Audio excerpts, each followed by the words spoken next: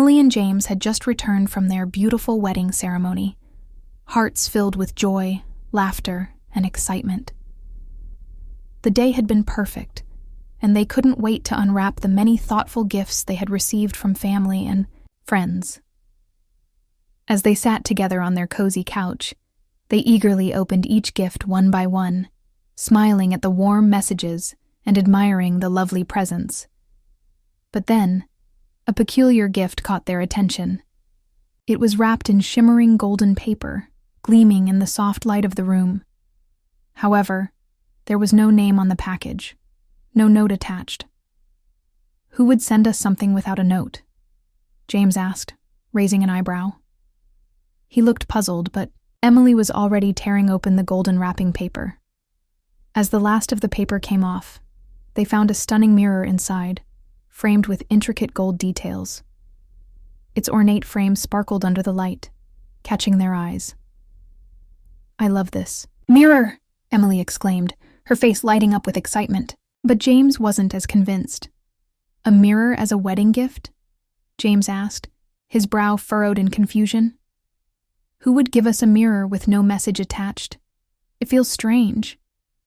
But Emily, already taken by the beauty of the mirror, smiled. "It's unique, James. I think it'll look perfect in the living room," she said, brushing off his concerns. They hung the mirror on the wall, and Emily couldn't help but admire it. However, as the hours passed, James's unease grew. There was something about the mirror that felt off, though he couldn't quite put his finger on it. Emily, sensing his discomfort, reassured him. "It's just a mirror, James. I love how it looks. Let's leave it for now and come back to it later." Later that evening, Emily had another thought. Maybe the mirror would look better in their bedroom. It was bigger, and the golden frame might complement the room's aesthetic. She carefully moved the mirror from the living room to their bedroom, adjusting it until it was just right. As she placed it on the wall, she stood back and admired how it reflected the light of their room, almost shimmering in an otherworldly way. But just as Emily turned to leave, she suddenly froze. From the mirror, dark smoke began to swirl. It twisted and coiled in the glass like a snake, moving as though it had a life of its own. Emily, too distracted to notice, left the room, not realizing that the mirror had started something sinister.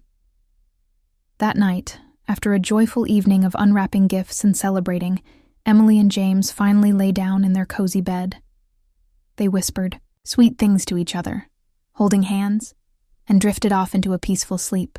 Their new life together felt like a dream. But as the night deepened, Emily woke up feeling strange, her body heavy, like something was wrong.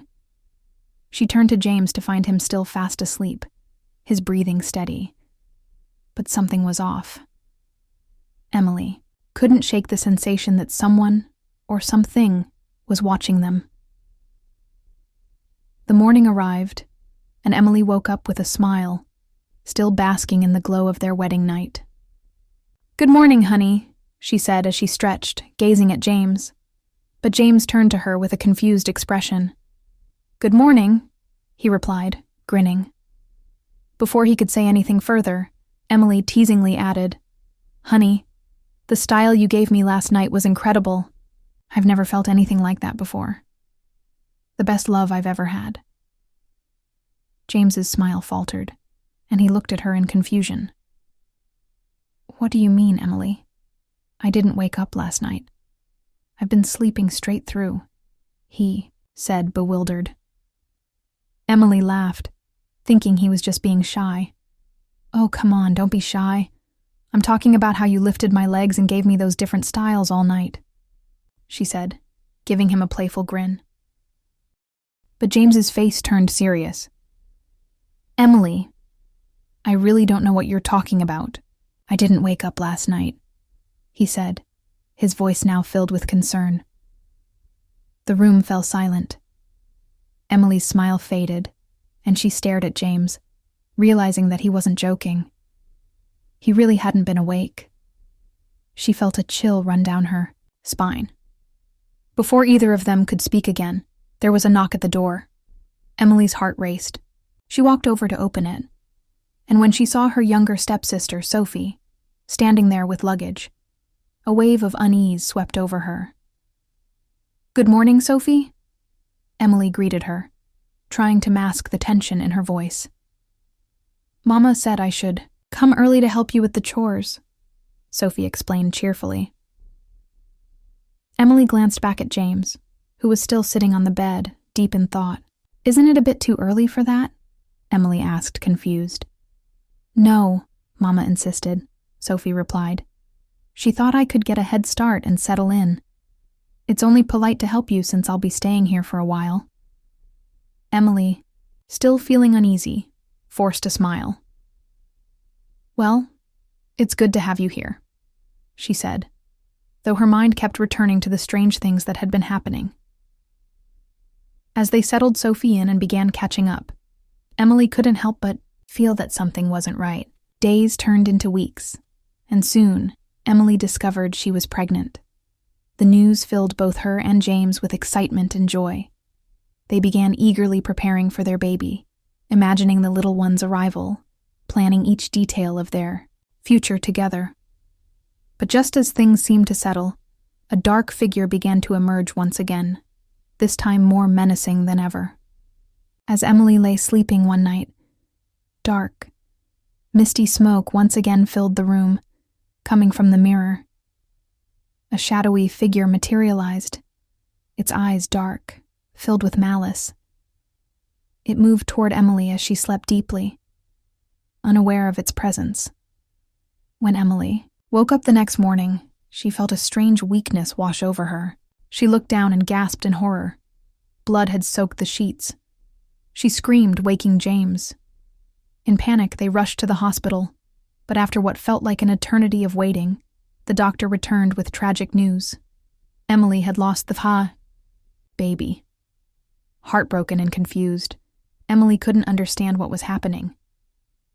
"Why is this happening to me, James?" she asked, her voice trembling with fear and anger. "I thought we were fine." James, equally devastated, held her tightly, but Emily couldn't shake the feeling that something darker was at play. She didn't know whether to trust James or if there was something more sinister in their home. Soon after, Emily found out she was pregnant again. This time, James decided to sleep in a different room, hoping that this might keep whatever was haunting them at bay. But that night, just like before, the smoke returned, and with it, the shadowy figure. The next morning, Emily again found blood staining the sheets. She had lost the baby once again. Emily, now feeling more alone than ever, moved in with her stepmother, Mrs. Thompson. Mrs. Thompson, sensing Emily's pain, suggested visiting, a prophetess who could help. Emily, desperate for answers, agreed. The prophetess performed a special prayer to release Emily from the dark spirit that had haunted her for so long. Emily, for the first time, felt a small glimmer of hope. But soon after, Emily became pregnant again. But once again, she lost the baby. Emily's heart shattered into pieces. How could she keep going? Sophie, Emily's younger stepsister, was pregnant. Emily was stunned when Sophie confessed the father was James. Emily, in shock and disbelief, confronted James, but he denied everything. Emily couldn't bear it anymore and left him. James begged for forgiveness, but it was too late. Emily's heart was broken beyond repair. Weeks later, James married Sophie. Emily was forced to watch as the two exchanged vows, a cruel reminder of all the pain she had been through. But it didn't end there. During a celebration at James and Sophie's new home, the mirror shattered. Sophie's mother confessed that she had given Emily the mirror to control her life, to make her lose her babies, to destroy her happiness. "I've ruined her life," Sophie's mother said, tears streaming down her face. "I wanted her gone, but I never imagined it would come to this." As the truth came out, Emily felt both vindicated and heartbroken. Sophie's mother was consumed by guilt and ran away, disappearing without a trace. A man named Leo also confessed that the baby Sophie carried was his. He had been part of the scheme to destroy Emily's life. Overwhelmed with guilt, James finally confessed everything to Emily. He begged for her forgiveness, and after much pain, Emily forgave him. They decided to leave everything behind and start a new life together in America.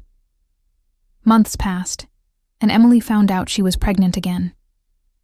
This time, things were different. She carried the baby to term and gave birth to healthy twins, a beautiful boy and girl.